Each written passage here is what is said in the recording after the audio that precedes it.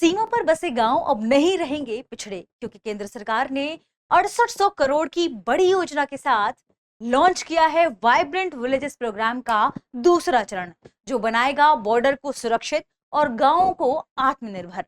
आज के सेशन में हम जानेंगे कि क्या है वाइब्रेंट विलेजेस प्रोग्राम का दूसरा चरण, इसमें किन राज्यों और केंद्र शासित प्रदेशों को शामिल किया गया है, इसमें सुरक्षा के उपाय कौन से किए गए हैं।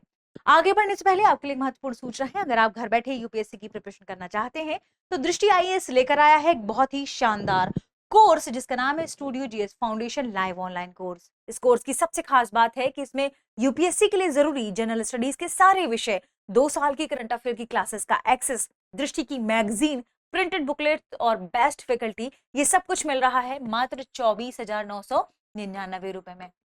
और अगर आप ये फीस भी एक बार में नहीं दे पा रहे तो आप इस फीस को भी इंस्टॉलमेंट यानी ईएमआई में दे सकते हैं। और अगर आपको इस फीस में भी डिस्काउंट चाहिए तो कूपन कोड का इस्तेमाल करें, गीत कूपन कोड के इस्तेमाल करने से आपको ये कोर्स और भी कम प्राइस में यानी डिस्काउंट में मिल जाएगा। ध्यान रखिएगा, ये ऑफर सीमित समय के लिए है, इसलिए जल्दी से इसका आप लाभ उठा सकते हैं, क्योंकि एडमिशन शुरू हो चुके हैं।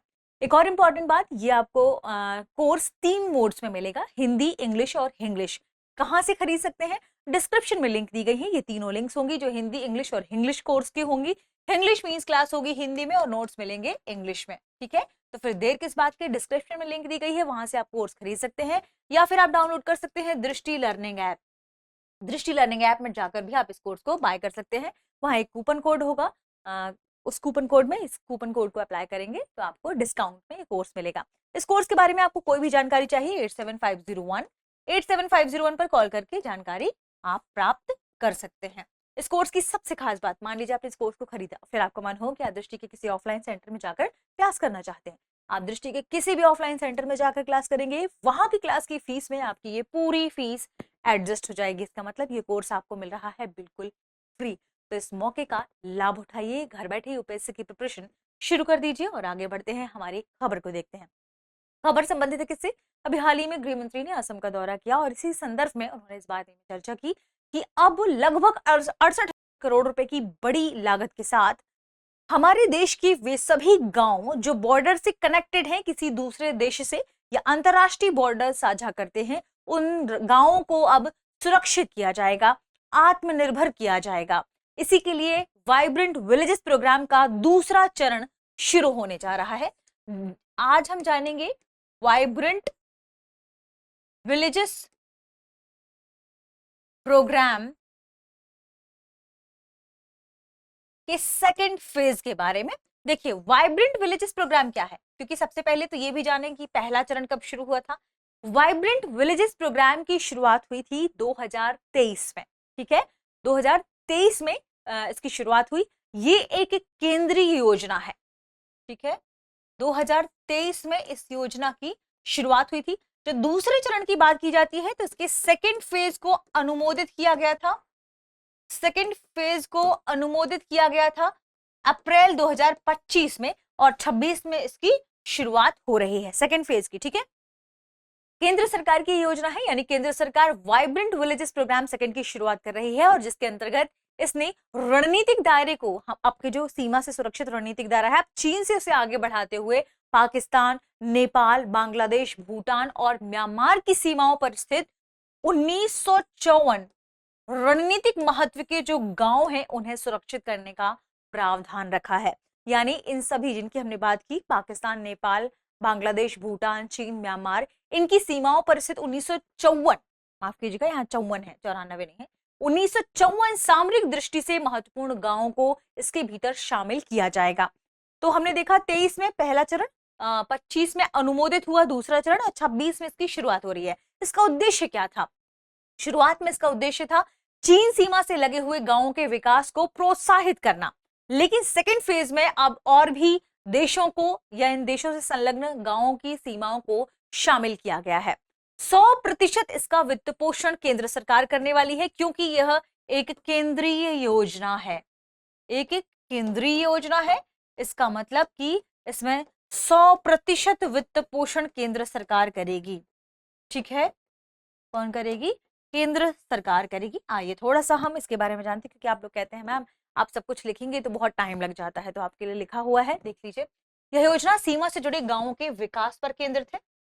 उद्देश्य है बुनियादी सुविधाओं का विकास करना। इन गांवों में जैसे ही बुनियादी सुविधाओं का विकास होगा, सड़क, पुल, मार्ग ये सब बनेंगे, तो लोग वहां पर और आप कह सकते हैं स्किल सीख पाएंगे, शिक्षा प्राप्त कर पाएंगे। ठीक है, रोजगार के स्थायी अवसर पैदा हो पाएंगे। तो यहाँ पर रोजगार के स्थायी अवसर पैदा करना इसका मुख्य उद्देश्य है। गांवों को आत्मनिर्भर बनाना इसका मुख्य उद्देश्य है, ताकि जो लोग वहां से सुरक्षित या अच्छी सुविधाओं के लिए गांव से पलायन कर जाते हैं रोजगार को लेकर, उस पलायन को रोका जा सके। जब पलायन करते हैं तो वहां पर शून्यता क्रिएट होती है, गांव में वैक्यूम क्रिएट होता है, जिससे सुरक्षा प्रभावित होती है। गांव खाली होते हैं तो दूसरा देश, कोई भी देश की हम बात करें, वो वहां पर आकर भारत में घुसपैठ कर सकता है। तो सीमा सुरक्षा को सुनिश्चित करने के लिए ये सारी चीजें इंपॉर्टेंट है।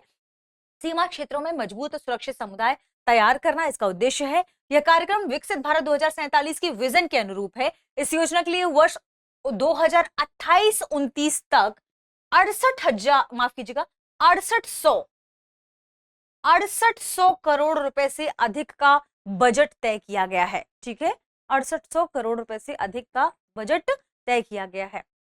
अगर बात करें इसके व्यापक विकास की, तो इस रणनीति में मौजूदा सरकारी योजनाओं की संपूर्ण कवरेज, बुनियादी ढांचे को सुदृढ़ बनाना और इन गांवों को विकास केंद्र के रूप में विकसित करना शामिल है, ताकि राष्ट्र के साथ आर्थिक और सांस्कृतिक समावेशन सुनिश्चित किया जा सके। ठीक है, यानी इस पहल की जब हम बात करेंगे तो ये इसका मतलब है कि जो वहां निवासी हैं, स्थानीय निवासियों को सीमा सुरक्षा बलों के साथ आंख व कान के रूप में सशक्त बनाना तथा उन्हें अवैध गतिविधियों और सीमा पार अपराधों से दूर रखना इसका मुख्य उद्देश्य है। उन्हें रोजगार सुनिश्चित कराना, उनके लिए सुविधाएं प्रोवाइड कराना, ये इसी के भीतर शामिल होगा। इससे आंतरिक सुरक्षा मजबूत होगी भारत की। यदि हम बात करें किन क्षेत्रों, किन राज्यों, केंद्र शासित प्रदेशों को शामिल किया गया है, तो यह कार्यक्रम अरुणाचल प्रदेश, असम, बिहार, गुजरात, जम्मू और कश्मीर, लद्दाख, मणिपुर, मेघालय, मिजोरम, नागालैंड, पंजाब, राजस्थान, सिक्किम, त्रिपुरा, उत्तराखंड, उत्तर प्रदेश एवं पश्चिम बंगाल में लागू किया जाएगा। वित्तीय प्रावधान के बारे में भी हमने देखा।